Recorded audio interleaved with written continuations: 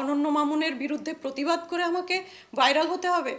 আমি একজন পরীক্ষিত শিল্পী বলেই উনি প্যান ইন্ডিয়ান মুভিতে আমাকে নিয়ে গিয়েছিলেন কাজের জন্য, কিন্তু বিনা পারিশ্রমিকে তো আমার মতো আরও 2-4 জন যারা আছে যাদেরকে টাকা দেয় না, এত সুবিধা করে তো কেউ তাকে কাজ করে দিয়ে আসবে না। সেটাও তো এক ধরনের কোয়ালিটি হয়ে গেছে ওখানে আমার, যে পারিশ্রমিক চায় না। ওরা তো চায়ই ওইটা, যে আর্টিস্ট যেন পারিশ্রমিক না চায়। আমার সামর্থ্য আছে সেই জন্য তারা আমাকে পারিশ্রমিক দিবে না। ওয়াই? আমি পরিশ্রম করিনি, আমি দিন দেইনি, দিন বেচিনি তাদের কাছে। তারপরে আমি ওই দিনটা যদি আমি অন্য কাউকে দিতাম, তারা আমাকে টাকা দিত না। আমি তো এত জায়গায় কাজ করেছি, কালকে আমি একটা পোস্ট দিয়েছি, আমি এতগুলো মুভিতে কাজ করেছি, যেমন প্রত্যেকটা ডিরেক্টর আমাকে এত স্নেহের চোখে দেখেন। কোনো দিন কোনো লবিং কিংবা কোনো হাতে পায়ে ধরে কিংবা কোনো মানে 2 নম্বরই সিস্টেম অ্যাপ্লাই করে কাজ করার মতো বিকৃত রুচির আসলে আমি না। যদি এটাই হতাম, মিডিয়ার যে ধরন, মিডিয়ার যে চাল চলন কিছুদিন আগেও দেখেছি, তাতে আমি আরও অনেক সামনে থাকতাম। যদি ভাইরাল হতো, উনি বলেছে ভাইরাল হতে চেয়েছি, জীবনে কি ভাইরাল হতে হলে কি এত কিছু করা লাগে? ভাইরাল হতে হলে তো 2-4টা নেগেটিভ ডায়লগ দিয়ে দিলেই হয়ে যায়, সেই দৃষ্টান্ত আমরা দেখি না? ভাইরাল হতে হলে কি আমাকে প্রতিবাদ করে ভাইরাল হতে হবে? অনন্য মামুনের বিরুদ্ধে প্রতিবাদ করে আমাকে ভাইরাল হতে হবে? নো, ভাইরাল হওয়ার ইচ্ছা কখনোই ছিল না। কাজ করে যোগ্যতা দিয়ে এগোতে চেয়েছি সবসময়, এবং কাজের প্রতি ডেডিকেশন রেখেছি, সৎ থেকেছি। এটা আমার সাথে কাজ করা প্রত্যেকটা ডিরেক্টর জানে, আমার সাথে কাজ করা আমার প্রত্যেকটা কলিগ জানে। উনি যদি এখন এই যে গোজামিল দিয়ে আমাকে ছোট করার একটা প্রয়াস দেখাচ্ছে, এতে আমি আসলে ছোট হই না, উনিই ছোট হন। আমি আরেকটা বিষয় খুব পরিষ্কার করতে চাই, সেটা হচ্ছে উনি স্ক্রিনশটগুলো শেয়ার করেছেন।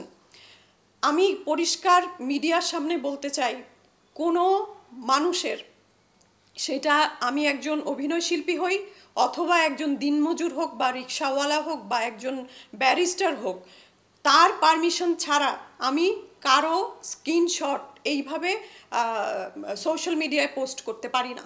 এটা দণ্ডনীয় অপরাধ। আপনারা যদি সংশয় থাকে গুগল সার্চ করবেন, দেখবেন 2 লাখ টাকা 5 লাখ টাকা জরিমানা আছে এবং কারাদণ্ড আছে। ঠিক আছে? তো সে সেটা করেছে।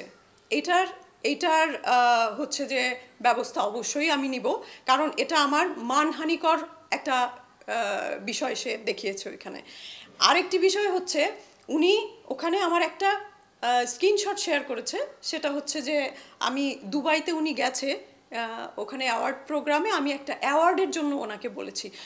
আমি বারবার বলছি ওনার সাথে আমার ভাই বোনের সম্পর্ক, ওনার ব্যক্তিগত অনেক কিছু বিষয় আছে যেটা আমি কখনোই বলবো না, কখনোই বলবো না, কারণ এত নীতিহীন আমি না। আমি আমার প্রফেশনাল জায়গা দিয়েই কথা বলবো, ওনার সাথে ফাইটটা হবে আমার প্রফেশনাল জায়গা দিয়েই। আমি ওনার নাম উল্লেখ করেও পোস্টটা দেইনি, কারণ হচ্ছে তাকে আমি ভাই ডেকেছি। কিন্তু নিজের বাবা মা এবং নিজের ভাইও যদি এই ধরনের অন্যায় করে, আমি ওনার মতো এতদিন অপেক্ষা করতাম না। উনি আমার রক্তের ভাই না বলেই এতদিন অপেক্ষা করেছি। আমার নিজের ভাই হলে আমি দ্বিতীয় দিন কমপ্লেন করতাম, ঠিক আছে? কিন্তু তাকে আমি কনসিডার করেছি এই কারণে যে মুভিটা সামনে, আমি মুভিটার প্রতি মানে এতটাই অনুরক্ত যে খুব কষ্ট করে কাজ করেছি। আমরা বেনারসের খাবার খেতে পারিনি, ওদের রান্না বান্না যে আমাদেরকে দেয়নি যে তা না, প্রচুর রান্না বান্না ছিল, কিন্তু আমরা খেতে পারিনি। আমরা না খেতে খেতে মানে এত কাহিল অবস্থা হয়ে গিয়েছিল, এত কষ্ট করে কাজ করা। সাকিব খান নিজেও দিনরাত 24 ঘন্টা 18 ঘন্টা শুটিং করেছেন উনি। তো সবারই একটা ড্রিমের জায়গায়, ওনারও এইটা প্রথম প্যান ইন্ডিয়ান মুভি মেগাস্টারের। সব কিছু মিলিয়ে আমি চেয়েছি যে জিনিসটা আগে রিভিল হোক, আগে আসুক, ভক্তরা একদম মানে কি বলবো মুখিয়ে আছে, প্রতীক্ষায় আছে। তো তাদের মন ভেঙে যাবে হয়তো এই কিন্তু আমাদেরও তো একটা ওপিনিয়নের জায়গা তৈরি হয়েছে অলরেডি, বলতে পারছি, সেই জন্যই বলছি। এবং ওই যে দুবাইয়ের যে স্ট্যাটাসটা, ওইটা ভাই বোনের সম্পর্ক, আমি জানি তার ওখানে কী ধরনের অ্যাওয়ার্ড দেওয়া হবে, এটা কি আমি তার সাথে এতদিন কাজ করে এটা জানি না? ওটা আমি চাইলেই পাবো। এটা হচ্ছে আমি বলেছি যাতায়াত খরচটা আমি দিব, কারণ আমি বিদেশে ইমিগ্রেশনের জন্য একটা অ্যাপ্লাই করব আমাদের আর্টিস্ট কোটায়। সেই কোটার একটা জিনিসই শুধু আমার কমতি ছিল, সেটা হচ্ছে একটা অ্যাওয়ার্ড। সেটা আমি আমার ভাইয়ের কাছে আমি চাইতে পারি না, সেইভাবেই চাওয়া যে ভাইয়া মামুন ভাই আপনি এটা এভাবে দিন। হ্যাঁ, সেইটা উনি স্ক্রিনশটটা ওখানে শেয়ার করেছেন, সেইটা এইটার সাথে কি রিলেটেড আমি বুঝলাম না। উনি বুঝাতে চেয়েছেন ওইটাই ফার্স্ট এবং ওইটাই লাস্ট। কেউ কোনোদিন কোনো ডিরেক্টর বলতে পারবে না, এই যে মিডিয়ার সামনে বলছি, যে কাউকে কখনো তোষামত করে ভাইয়া একটু কাজ দিয়েন, ভাইয়া আমাকে নিয়েন, আচ্ছা কেন নিলেন না, আচ্ছা বারবার ফোন দেওয়া, এটা আমার ধাঁচে নাই, এটা আমি পারি না। উনি বলছে আমি নাকি এই জন্য। আর হ্যাঁ, ওনার কাছে আমার একটাই অভিযোগ ছিল যে এত কষ্ট করে মামুন ভাই কাজ করে আসলাম, পারিশ্রমিকও মিটালো না, আমাকে টিজারে কি এক ঝলক রাখা যেত না? এতটুকু দাবি কি আমি একজন আর্টিস্ট হিসেবে করতে পারি না? ওখানে তো আমার ক্যারেক্টারটা ইম্পর্টেন্ট ক্যারেক্টার ছিল, এতটুকু দাবি আমি করতে পারি না?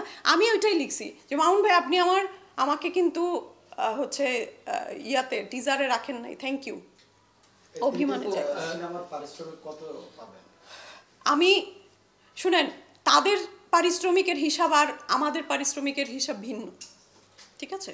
কীরকম? আমি পার ডে 10,000 টাকা করে নেই, আমি অন্যান্য জায়গায় আরও বেশি নেই, কিন্তু ওনাদের ওইখানে মিনিমাম যা মানে দিতেই তো চায় না, মানে মিনিমামটা হচ্ছে যে ওনাদের ওইখানে। এই জন্য আমি ওখানে লিখেছি, ওই যে স্ক্রিনশট উনি শেয়ার করেছেন, যে আমি যা চাবো সেটা তো আমি পাবো না, আমি জানি।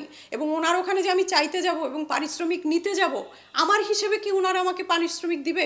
ওনারা তো দিবে ওনাদের বাজেট যতটুকু আছে, ওনাদের সামর্থ্য যতটুকু আছে, সেইভাবেই নিতে হবে। না নিলে যাও।